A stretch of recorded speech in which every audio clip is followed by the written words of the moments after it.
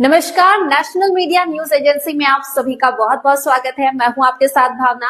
चलिए रुक करते हैं आज की तमाम ताजा खबरों की ओर। इवनिंग में भी एक हियरिंग हुई थी ऑनरेबल कोर्ट के अंदर, तो उसमें हम लोगों ने एक क्योंकि वहाँ पे सर्टेन वीडियोस वगैरह प्रोड्यूस करे गए थे और कोर्ट में पूछा गया था हम लोगों से कि what are you doing about it, और कोर्ट का जो ऑर्डर आया है उसी टाइम आ गया था आफ्टर हाफ एन आवर। तो उसमें जो डायरेक्शंस हैं वो एसएसपी के लिए काफ़ी क्लियर डायरेक्शंस हैं इन्वेस्टिगेट करने के लिए। जो भी एलिगेशंस हैं वो सब ने आप लोगों ने पढ़ा ही है।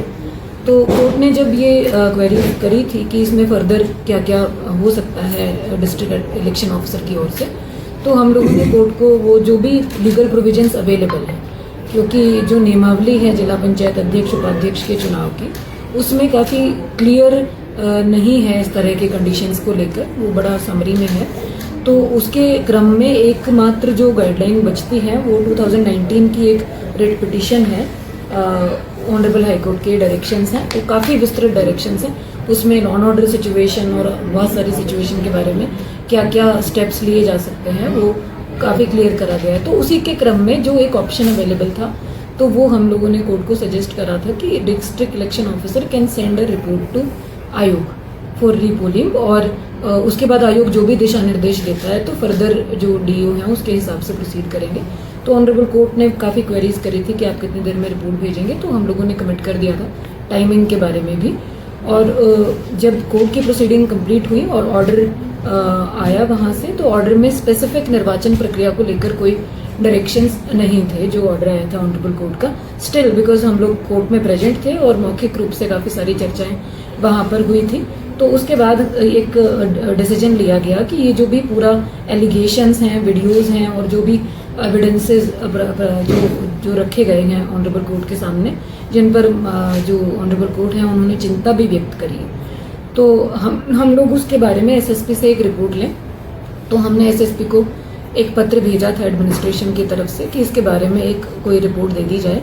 तो काफ़ी जो देर होने के बाद भी कोई कंक्लूसिव रिपोर्ट नहीं आ पाई कि इसमें अभी इन्वेस्टिगेशन में क्या क्या हुआ है और क्या कह सकते हैं सर्टेन तरीके से कि ये क्या है। अभी वो इन्वेस्टिगेशन चल रही है और काफ़ी लेट एक रिपोर्ट मुझे एसएसपी की प्राप्त हुई थी, जिसमें उन्होंने अभी तक क्या स्टेप्स उठाए हैं उसके बारे में विस्तार से बताया था। जैसे एफआईआर वगैरह दर्ज करी है, कुछ लोगों की अरेस्टिंग करी है, लेकिन ये जो वीडियोस प्रोड्यूस करे गए और ये जो पूरा घटनाक्रम हुआ, इसके बाद ये किडनैपिंग का पॉसिबिलिटी था या कोई और अन्य चीज़ थी, इसके बारे में कोई भी जो कंक्लूसिव रिपोर्ट है वो नहीं दी गई थी।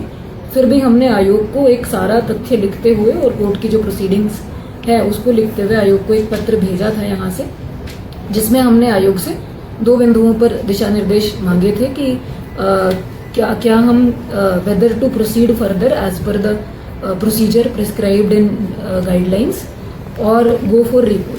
तो दोनों में से जो भी है वो सारी चीज़ें लिखते हुए हमको दिशा निर्देश दे दें। तो उस वक्त आयोग का एक हमको प्राइमरी रिस्पांस प्राप्त हुआ था, जिसमें शायद कुछ कन्फ्यूजन्स थे, क्योंकि ये सारा घटनाक्रम बड़ी जल्दी हुआ है और आयोग का जो लॉयर था वो भी शायद कोर्ट में उस वक्त प्रेजेंट नहीं था, तो उनको केस के बारे में बहुत शायद डिटेल नहीं पता थी। तो आयोग का ये अजम्पशन था कि आयोग इसमें पार्टी नहीं है, तो उन्होंने कुछ हमको भेजा था इंस्ट्रक्शन, जिसमें फिर उनको स्थिति स्पष्ट करी गई थी आयोग को कि ऑनरेबल जो कमीशन है इलेक्शन कमीशन, वो इस पिटिशन में पार्टी है और ये जो डायरेक्शंस हैं 2019 की रिट पिटिशन के, इसमें डिस्ट्रिक्ट इलेक्शन ऑफिसर को राइट ना होकर रिपोर्ट के संबंध में जो राइट है या किसी भी प्रकार का फर्दर डिसीजन लेने के संबंध में जो राइट है पोल के संबंध में, वो आयोग को है और आयोग डीओ की रिपोर्ट पर निर्णय ले सकता है।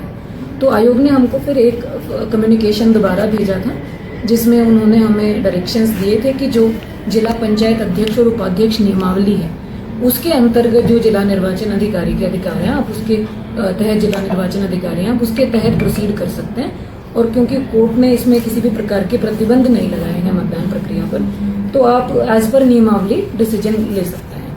तो फिर नियमावली में क्योंकि हम लोगों ने उसको देखा हुआ था, तो जो नियमावली कहती है वो जिला पंचायत अध्यक्ष और उपाध्यक्ष के संबंध में डीईओ को पोल को स्थगित करने या रिपोल के संबंध में किसी प्रकार का प्रोविजन नहीं करती है, और वो इसके बारे में एक्चुअली साइलेंट है, इसमें कोई प्रोविजन नहीं है और ना ही किसी प्रकार के डीईओ के पास ऐसे अधिकार हैं इस नियमावली के अंतर्गत। जो डायरेक्शंस हैं वो हाई कोर्ट के जो डायरेक्शंस हैं 2019 के, वो कमीशन को कुछ अधिकार देते हैं।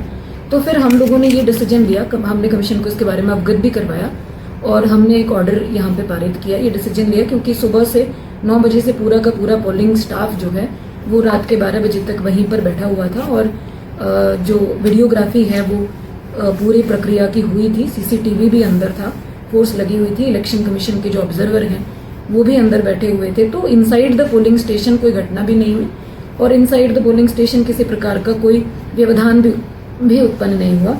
तो हम लोगों ने ये डिसीजन लिया कि वी कैन, बिकॉज नियमावली मतदान की समाप्ति के बाद सीधे मतगणना का जिक्र करती है, बीच में किसी प्रकार का और प्रोविजन नहीं करती है। तो हमने ये डिसीजन लिया कि हम नियमावली के अनुसार, क्योंकि आयोग ने हमें प्रोसीड करने के लिए कहा है, तो हम इसको ओपन करेंगे सील को और इसकी प्रॉपर वीडियोग्राफी कराएंगे। इसमें जो वोट्स हैं उनको हम काउंट करेंगे और आयोग के जो प्रिस्क्राइब्ड फॉर्मेट्स हैं उन पर हम एक प्रोविजनल रिजल्ट, अनंतिम परिणाम को तैयार करके और उसको जो भी उसमें गाइडलाइंस हैं कि कैंडिडेट्स और उनके जो एजेंट हैं उनकी उपस्थिति में आप जो है ये अधिकृत एजेंट की उपस्थिति में आप ये सारी प्रक्रिया करेंगे, वीडियोग्राफी करेंगे और ऑब्जर्वर की उपस्थिति में ये सारी प्रोसेस करेंगे। ये डिटेल डायरेक्शंस एआरओ को हम लोगों ने इशू करे कमीशन की गाइडलाइंस के क्रम में। और उसमें फर्दर एक हम लोगों ने ऐड किया क्लॉज, क्योंकि अभी एसएसपी से इस घटनाक्रम के बारे में कोई कंक्लूसिव रिपोर्ट प्राप्त नहीं है, तो हम ये नहीं कह सकते कि ये किडनैपिंग का केस है। जब ये रिपोर्ट आ जाएगी जांच की तभी हम इसके बारे में सर्टन कुछ कह पाएंगे। तो इसलिए हमने उसमें ये जोड़ा ताकि ये जो रिजल्ट है ये किसी भी दोनों पक्षों में से किसी के भी हित को प्रभावित ना करे, इसलिए उसको डिक्लेयर नहीं किया गया ऑफिशियली। उस पूरी प्रोसेस को कंप्लीट करके आयोग के दिशा निर्देश के अनुसार उसे सील करा गया और सील करके उसको ट्रेजरी के जो डबल लॉक है उसमें रखवाया गया है। उसकी पूरी प्रक्रिया की विधिवत वीडियोग्राफी हुई है। जो लोग कुछ पक्ष, एक पक्ष के जो एजेंट्स हैं वहां पर आए थे तो उन्होंने हस्ताक्षर भी किए, उनको दिखाया भी गया है और एक एक मतपत्र को प्रॉपर रिकॉर्ड किया गया है वीडियो के अंदर कि उसमें क्या है और क्या नहीं है। और बाकी पूरे डिक्लेरेशंस करके हम लोगों ने ये सील करके अभी रिजल्ट, अनंतिम जो रिजल्ट है उसको रखा है। आयोग को भी इसको सीलबंद लिफाफे में भेज दिया गया है और ट्रेजरी में इसमें एक कॉपी रखी गई है जो 18 तारीख को जो माननीय न्यायालय की जो हियरिंग है इस पर्टिकुलर केस में, तो ये सारी जो फैक्ट्स हैं और जो रिपोर्ट्स हैं और गाइडलाइंस हैं इसके क्रम में हमने जो निर्णय लिए और क्या इसमें फाइनली रिजल्ट रहा वो हम आयोग को एडमिनिस्ट्रेशन की तरफ से ऑनरेबल कोर्ट को सबमिट करेंगे 18 तारीख को। और उसी दिन ऑनरेबल कोर्ट ने एसएसपी को भी लॉ एंड ऑर्डर सिचुएशन और किडनैपिंग केस और अन्य चीज़ों के बारे में एक रिपोर्ट देने के लिए कहा है, तो उस दिन उनकी भी रिपोर्ट जाएगी। तो फर्दर जो भी निर्णय होगा ये दोनों चीज़ों को देखते हुए ऑनरेबल कोर्ट की जो हियरिंग है उसके बाद ही लिया जाएगा। इसमें अभी ऑफिशियली रिजल्ट भी डिक्लेयर नहीं करा गया है, ना ही किसी पक्ष को इसमें कोई प्रमाण पत्र जारी करे गए हैं। हमारी तरफ से इसको कहीं शेयर नहीं किया गया है।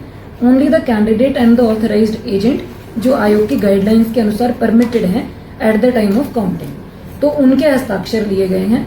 उनको भी ये समझाया गया है कि ये ऑफिशियल रिजल्ट नहीं है, इसको डिक्लेयर नहीं करा जा रहा है और इसको हम सीलबंद रख रहे हैं। ऑनरेबल कोर्ट के जो भी फर्दर डायरेक्शंस होंगे उसके अनुसार आगे की प्रोसीडिंग्स करी जाएंगी।